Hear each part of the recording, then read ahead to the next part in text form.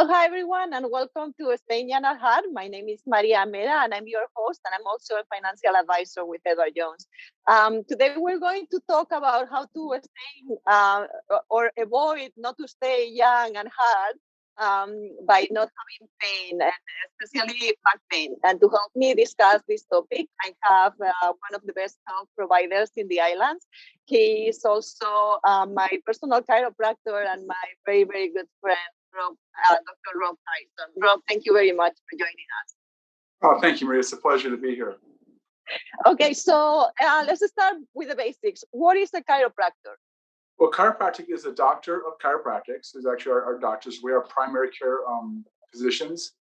And chiropractic is, it's misunderstood in some ways. Most people think about it as a treatment for pain, for neck pain, back pain, whatever. And true, chiropractic is very effective in helping to deal with musculoskeletal problems, but really it is an overall healthcare system. It aims to restore balance, alignment, and better function of the body, so the body's in a better state to take care of itself. Okay, that's very comprehensive. I want to show you a video, and I want to know from your chiropractor point of view what you think. Long jump!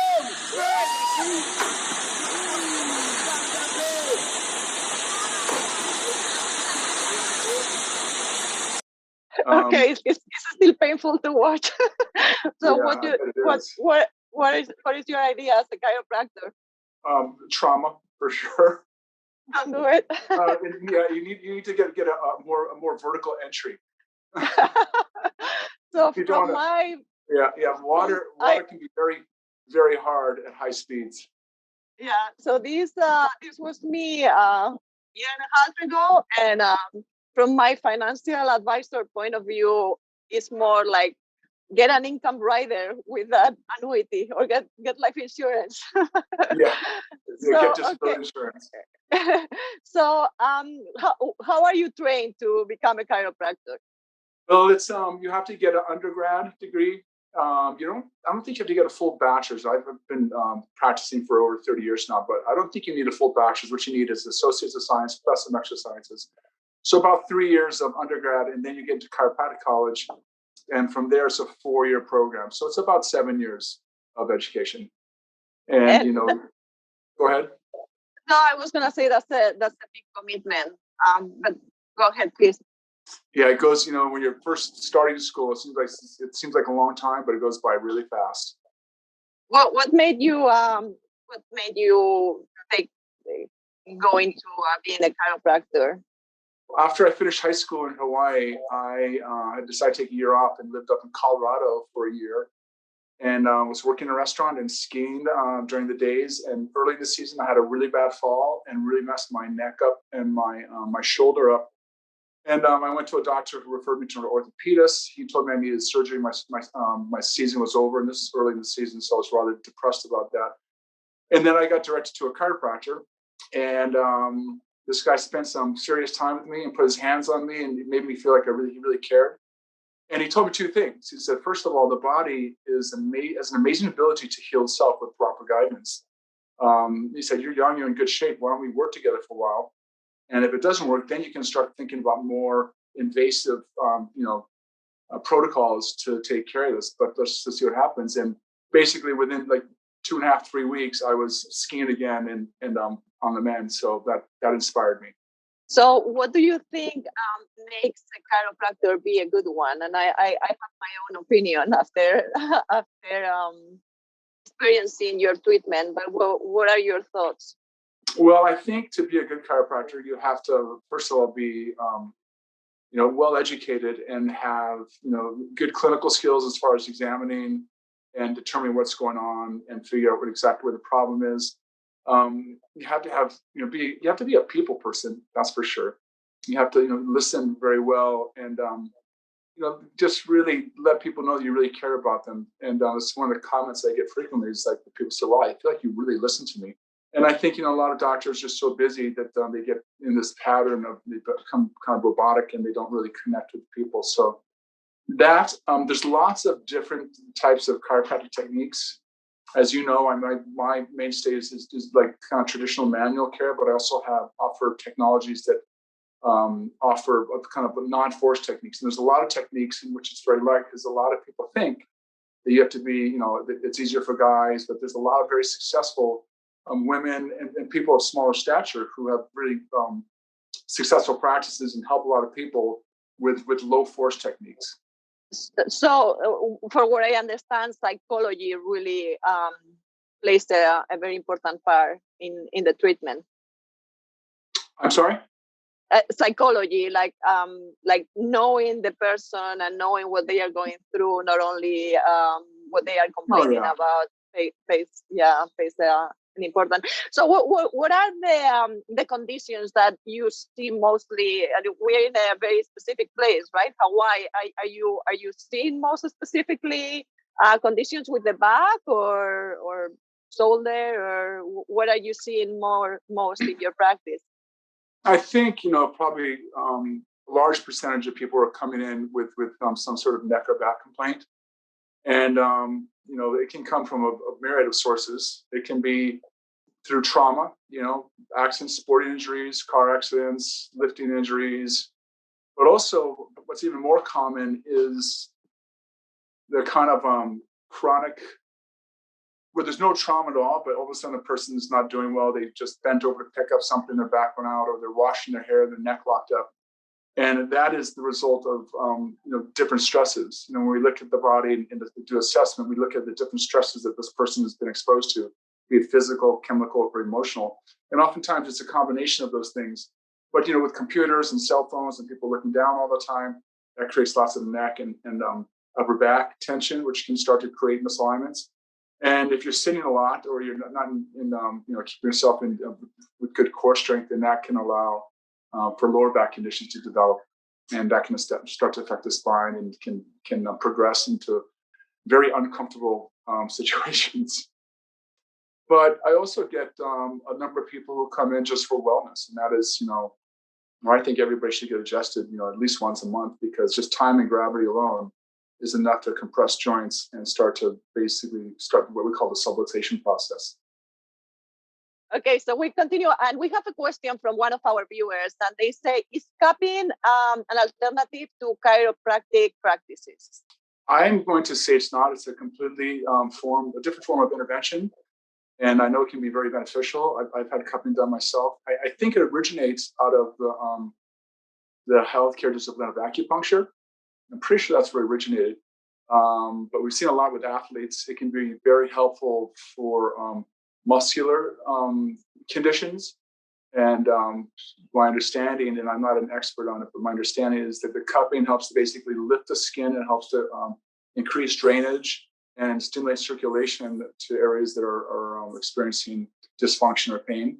But it's not the same as chiropractic, in which we're actually going in and trying to make changes to the spine to affect the nervous system in a positive way, so the body has a better communication with itself.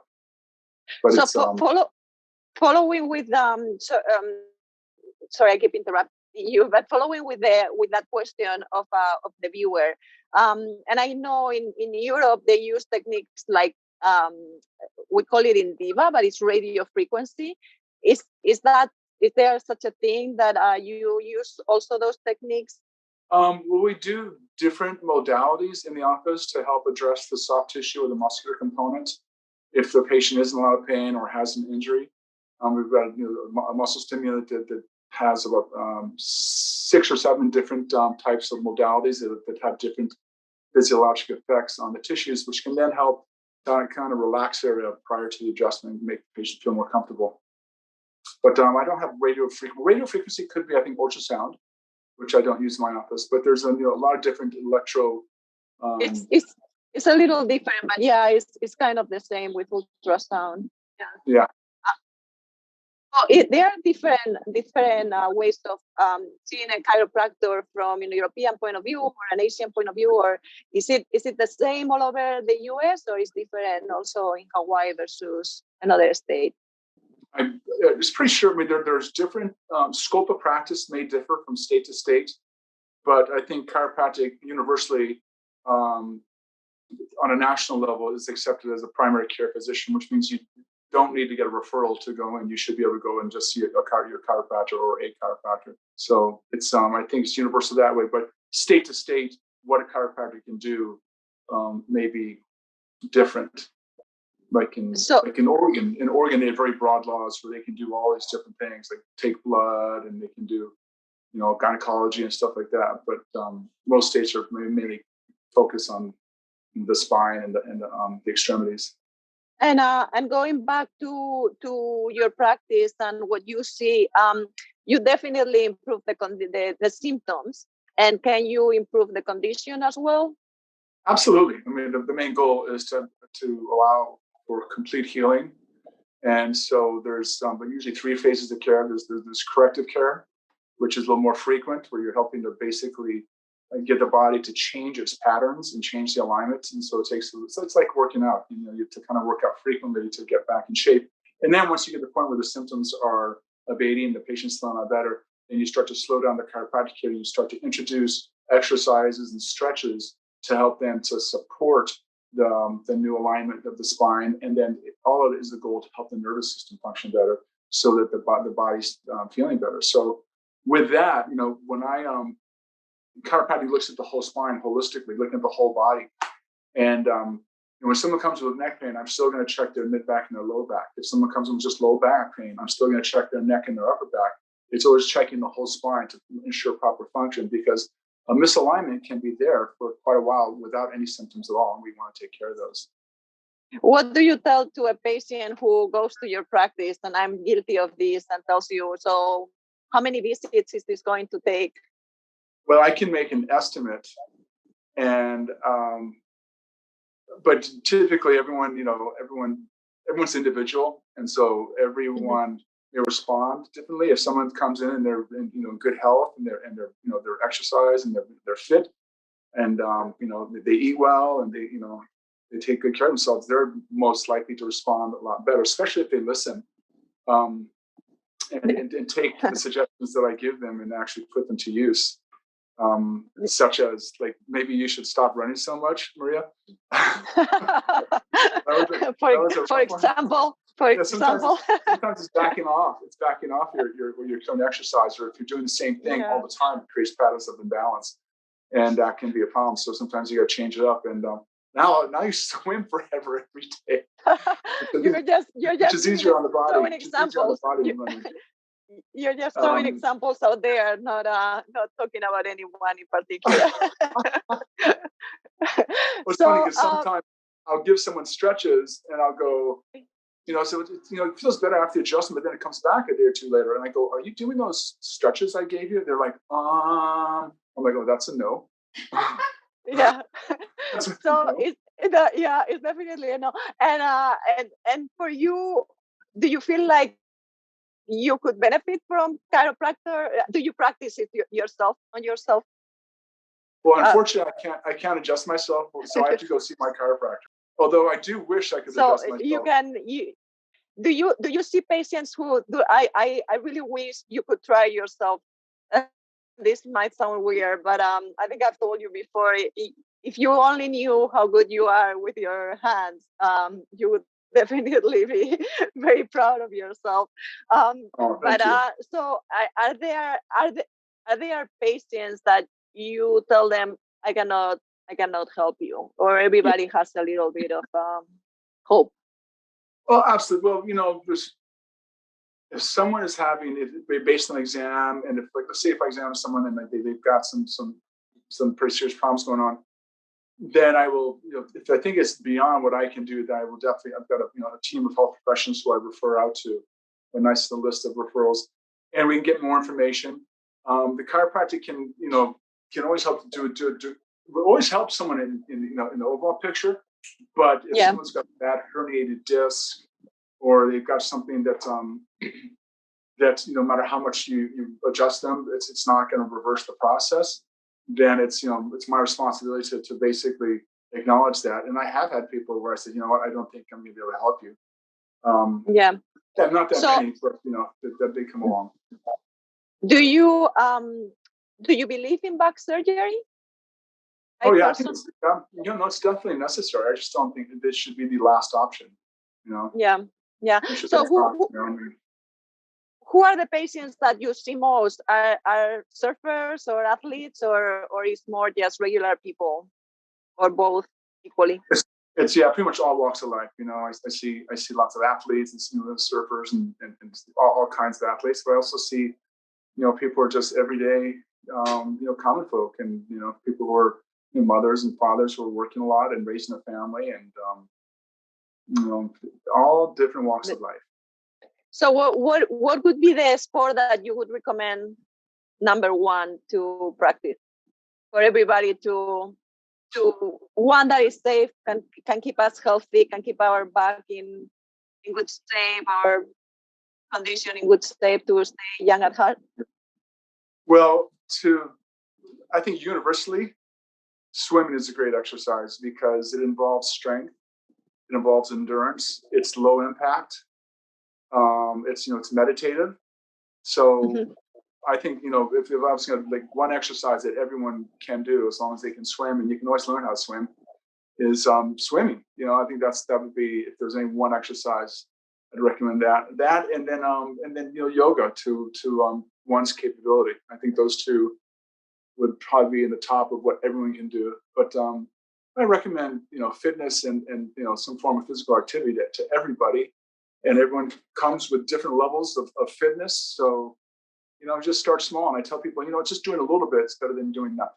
You know, just doing, even if it's only 20 minutes a day, you don't have to go to the gym and work out for 2 hours, but just start, start gradually and just build it into a lifestyle. In the same way I talk to people about diets, just make small changes and build it into a lifestyle. And Yeah. most people who all of a sudden go on a huge program, they end up burn out, and then then they're back to their old patterns.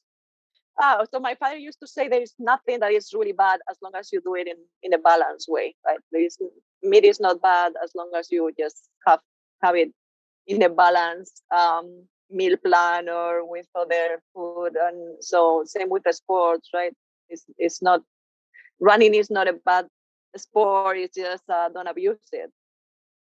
Yeah, I mean, if you know, I never told you to stop running, and I never, you know, with other people, if they just love to run, I'm not going to tell them to stop it, but I'm going to suggest they do other things too, and maybe back off on that, and maybe look at, you know, making sure their shoes are good. You know, running. You know, I've had someone who loved to run so much, but every time they ran on hard surfaces, it really bothered their condition. So I said, you know, once you know, try run on grass. And so the person who lived close to Diamond started running around Cockpine Park on the grass, and that worked for them. So Yeah. you know, So again, balance. do you work with other health providers like massage therapists or physical therapists? Do you have a network that you feel comfortable working with them?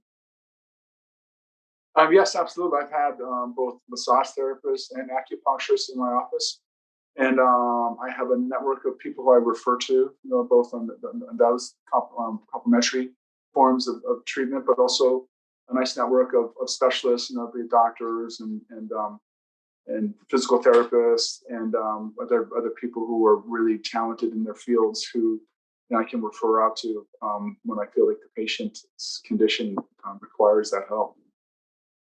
Okay. Well, we're gonna take a little break here, and we'll be back in 1 minute.